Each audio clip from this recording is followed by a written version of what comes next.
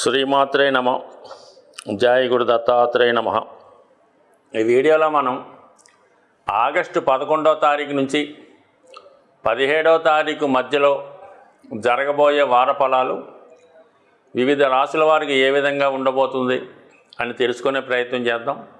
ముందుగా ఈ వారం యొక్క గ్రహస్థితి పరిశీలించినప్పుడు మరి కుజ గురువు ఇద్దరూ కలిసి వృషభ రాశిలో ఉండడం జరిగింది. అంటే ఒక విధంగా 1, 9 స్థానాధిపతులు ధనస్థానంలో సంచరించడం వల్ల, అంటే ఇది సహజ రాశి చక్రంలో వృషభం ధనస్థానం కాబట్టి అక్కడ ఈ కుజ గురువులు కలియడం వల్ల ఆర్థిక పరంగా అందరికీ స్థితి అనుకూలంగా ఉంటుంది. అంటే మనీ రొటేషన్ చాలా ఎక్కువగా పెరుగుతూ ఉంటుంది. ఎక్కువగా కుటుంబంలో శుభకార్యాలు లాంటివి జరగడానికి ఈ గ్రహస్థితి అనుకూలిస్తూ ఉంటుంది. చతుర్థ స్థానంలో రవి, కర్కాటక రాశి యందు రవి ఉండడం అన్నది ఒక విధంగా ఇది ఒక యోగం. సహజ పంచమాధిపతి అయినటువంటి రవి చతుర్థ స్థానంలో సంచరించడం అనేది ఒక ధనయోగం లాంటిది ఏర్పడింది. అంటే ప్రభుత్వ అధికారులకు ఇది అనుకూలంగా ఉంటుంది. ప్రభుత్వ సహకారం లభిస్తూ ఉంటుంది. 5వ స్థానంలో బుధ శుక్రులు ఉండడం వల్ల స్త్రీలకు అనుకూలంగా ఉంటుంది. అంటే స్త్రీలకి విద్యా సంబంధించిన విషయాలు, వివాహ సంబంధించిన విషయాలు కామన్గా అందరి మీద ఈ ప్రభావం చూపుతూ ఉంటుంది.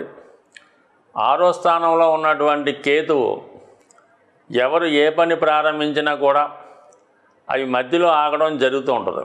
సాధారణంగా ఎవరి జన్మజాతకంలో అయినా సరే మిథున రాశిలో కానీ కన్యా రాశిలో కానీ కేతువు కానీ కుజుడు కానీ ఉన్నప్పుడు వారు ఏ పని కూడా సంపూర్ణంగా చేయలేకపోతుంటారు. ప్రతి పని మధ్యలో అయిపోతుంటుంది. ఒక పని జరుగుతూ ఉండగానే ఇంకో కొత్త పని ప్రారంభించడం, ఈ విధంగా పాత పని ఆగిపోవడం, ఈ విధంగా జరుగుతుంటుంది. కాబట్టి మరి ఇప్పుడు ఈ సమయంలో మీరు ఏ శుభకార్యం తలపెట్టినా, ఏదన్నా కార్యక్రమం అంటే ఒక విద్యలో చేరాలన్నా, గృహం కొనుక్కునే ప్రయత్నం చేసినా ముందుగా విఘ్నేశ్వరుని పూజించి ఆ కార్యక్రమం చేయడం వల్ల ఎటువంటి ఆటంకం లేకుండా రావడం జరుగుతుంటుంది. ఇక శని సహజ లాభస్థానంలో కుంభరాశిలో ఉండడం వల్ల ఒక విధంగా ఇది పారిశ్రమ రంగం వారికి చాలా బాగుంటుంది. అంటే శుక్రుడు బుధుడు శని యొక్క దృష్టి పరస్పరం రావడం వల్ల మరి ఈ మాసంలో ఈ వారంలో ఎస్పెషల్లీ స్త్రీలకి ఉద్యోగ అవకాశాలు రావడం జరుగుతూ ఉంటుంది. అలాగే ఉన్నత విద్యా అవకాశాలు కూడా వచ్చే అవకాశం ఉంది. అంటే ఈ కలయిక కొన్ని రాశుల వారికి చాలా విపరీతమైనటువంటి శుభ ఫలితాలు ఇవ్వడం జరుగుతూ ఉంటుంది. అంటే ఈ 3 కూడా శని శుక్ర బుధులు ఒకే వర్గానికి చెందిన గ్రహాలు అవ్వడం వల్ల ఈ 3 గ్రహాల కలయిక చాలా వరకు ఆర్థిక స్థితి, ఉద్యోగ స్థితి స్త్రీలకు బాగా అనుకూలిస్తూ ఉంటుంది. ఇక 12వ స్థానంలో రాహు సహజంగా ఉండడం వల్ల ప్రతి ఒక్కరూ కూడా ఏదో విధంగా మోసపోవడం, ధనం పోగొట్టుకోవడం, వ్యసనాల మీద ఆసక్తి కలుగుతూ ఉంటుంది. కాబట్టి ఈ విషయంలో జాగ్రత్తగా వ్యవహరించాలి ఈ వారం అంతా కూడా. మకర రాశి వారికి ఈ వారంలో వృత్తి మార్పు కొరకు చేసే ప్రయత్నాలు ఫలించే అవకాశం ఉంది. చాలా కాలంగా మీరు ఎదురు చూస్తున్నటువంటి ఒక శుభవార్త ఈ వారం మీరు వినే అవకాశం ఉన్నది. మీ సంతానానికి కానీ వ్యక్తిగతంగా మీకు కానీ ఉద్యోగంలో అభివృద్ధి, ప్రమోషను లాంటివి వచ్చే అవకాశం ఉంది. అలాగే మీ సంతాన విషయంలో వాళ్ళకి ఏమైనా శుభం జరగడం కానీ, వివాహం, సంతానం, ఉద్యోగం లాంటి విషయాల్లో ఏదో ఒక అభివృద్ధి మీ కుటుంబ సభ్యులకు కానీ మీ సంతానానికి కానీ జరిగే అవకాశం ఉంది. అలాగే అనూహ్యంగా ఆదాయం, ఆకస్మిక ధనలాభం లాంటిది మీ రక్త సంబంధికుల వల్ల కానీ, భూములు స్థిరాస్తుల వల్ల కానీ, లేదా మీలో ఉన్నటువంటి టాలెంట్ వల్ల మీకు ఆదాయం పెరుగుతుంది. దాన్ని బేస్ చేసుకొని మీకు మీలో ఉన్నటువంటి నైపుణ్యానికి సరైనటువంటి ప్రతిఫలం, గుర్తింపు ఈ వారం లభించే అవకాశం ఉంది. అలాగే దూర ప్రాంతంలో ఉన్నటువంటి మీ కుటుంబ సభ్యులు కానీ, మీ మిత్రులు కానీ మీ యొక్క అభివృద్ధికి ఏదో విధంగా కారణం అవుతూ ఉంటారు. అలాగే శుభకార్యాల కొరకు ముఖ్యంగా వివాహ సంబంధించిన విషయాలు కానీ ఏదైనా ఫంక్షన్ లాంటివి చేసే అవకాశాలు ఈ వారం మీకు చాలా అనుకూలంగా ఉండడం జరిగింది. ముఖ్యంగా ఈ రాశిలో ఉన్నటువంటి స్త్రీలకి చాలా ఉత్సాహకరంగా ఉండే అవకాశం ఉంది. కంపల్సరీగా వాళ్ళకి ఉద్యోగంలో మార్పు కొరకు ఏమైనా ప్రయత్నం చేసినా ఫలించే అవకాశం ఉంది. ఈ వారం చివరిలో అనుకోకుండా ప్రయాణాలు చేయడం, లేదంటే ఏదైనా వివాహ వేడుకల్లో కానీ ఫంక్షన్లో కానీ పాల్గొనే అవకాశం కూడా ఎక్కువగా మీకు ఈ రాశిలో ఉన్నటువంటి స్త్రీలకి కలిగే అవకాశం ఉంది. అయితే కుటుంబ విషయాల్లో చాలా వరకు మీ మాటకి సరైనటువంటి గుర్తింపు విలువ లేకపోవడం, మీ యొక్క నిర్ణయం లేకుండానే కొన్ని కుటుంబం విషయాలు ఆ విధంగా జరిగిపోవడం జరిగే అవకాశం ఉంది. మీరు కూడా ఉద్యోగ సంబంధించిన విషయాల్లో కానీ వేరే కార్యక్రమాల వరకు కానీ కొన్ని రోజుల పాటు గృహానికి కుటుంబానికి దూరంగా ఉండే అవకాశం ఎక్కువగా ఉన్నది. అయితే ఈ వారం చివరిలో వైద్యపరమైనటువంటి కొన్ని ఖర్చులు, తప్పనిసరిగా కొంత రుణం చేయవలసి రావడం జరుగుతుంది. ప్రభుత్వ అధికారులతో కానీ తండ్రి గారు లేదా తండ్రి సమానమైన వ్యక్తులతో విరోధాలు, అభిప్రాయ భేదాలు వచ్చే అవకాశం ఉంది. అయితే కోర్టులో కానీ పోలీస్ స్టేషన్లో ఉన్నటువంటి లావాదేవీలు అవి మీకు ఫేవర్గా అనుకూలంగా మారే అవకాశం ఉంది. ఒక పక్క విజయ అవకాశాలు సక్సెస్ వస్తూనే మరొక వైపు బంధువులతో విరోధాలు, ఆర్థికపరమైన ఇబ్బందులు చాలా వరకు మిమ్మల్ని ఇబ్బంది పెడుతూ ఉంటాయి.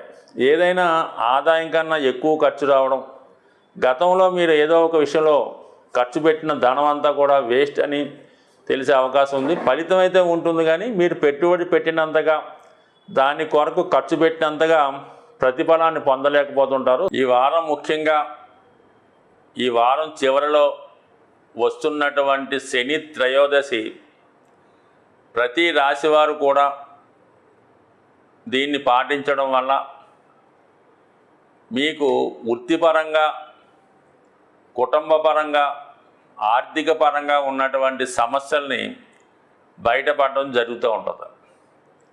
సో ప్రతి వారి మీద, ప్రతి వ్యక్తి మీద శని ప్రభావం ఎంతో కొంత ఉండే అవకాశం ఉంటుంది. అది కేవలం ఏలినాటి శని, అష్టమ శని జరుగుతుందనే కాకుండా మరి శని దశ, శని అంతర్దశ, విదశ, సూక్ష్మదశ, ఈ విధంగా ప్రతి ఒక్కరి మీద కూడా శని ప్రభావం ఉంటుంది. అతి రేరుగా వచ్చినటువంటి ఇంచుమించుగా సంవత్సరంకి ఒక 4 సార్లు 2 సార్లు ఈ శని త్రయోదశి రావడం జరుగుతుంటుంది. అది ఖచ్చితంగా మరి అన్ని రాశుల వారు కూడా ఈ శని త్రయోదశి రోజు, అంటే మనకి 17వ తారీఖు ఆగస్టు నెల రోజు వచ్చినటువంటి శని త్రయోదశి నాడు మీకు దగ్గరలో ఉన్నటువంటి శని దేవాలయాలను కానీ, ముఖ్యంగా శివాలయంలో ఉన్నటువంటి నవగ్రహాల్లో ఉన్నటువంటి శని భగవానుడికి తైలాభిషేకం చేయించడం అన్నది ఇంపార్టెంట్ అయిన విషయం. అయితే ఆ తైలాభిషేకం చేసిన రోజు మాత్రం కంపల్సరీగా కొన్ని విధి విధానాలు, నియమాలు పాటించవలసి ఉంటుంది. ఎట్టి పరిస్థితుల్లో కూడా శనికి తైలాభిషేకం చేసిన రోజు అనాచారంగా ఉండడం కానీ, ఆహార విషయంలో నియమాలు పాటించకపోవడం, అన్య స్త్రీతో సంపర్కం కానీ, తాగుడు, అలాంటి కొన్ని వెజిటేరియన్ కాకుండా మిగతా మాంసాహారం భక్షించడం, ఇటువంటి ఎట్టి పరిస్థితుల్లో కూడా చేయకూడదు. అంటే మీకు అలాంటి అవకాశం, అలాంటి ఇష్టం ఉంటే శని త్రయోదశి మానేసినా మీకు ఏ ఇబ్బంది ఉండదు, దానివల్ల నష్టం ఉండదు.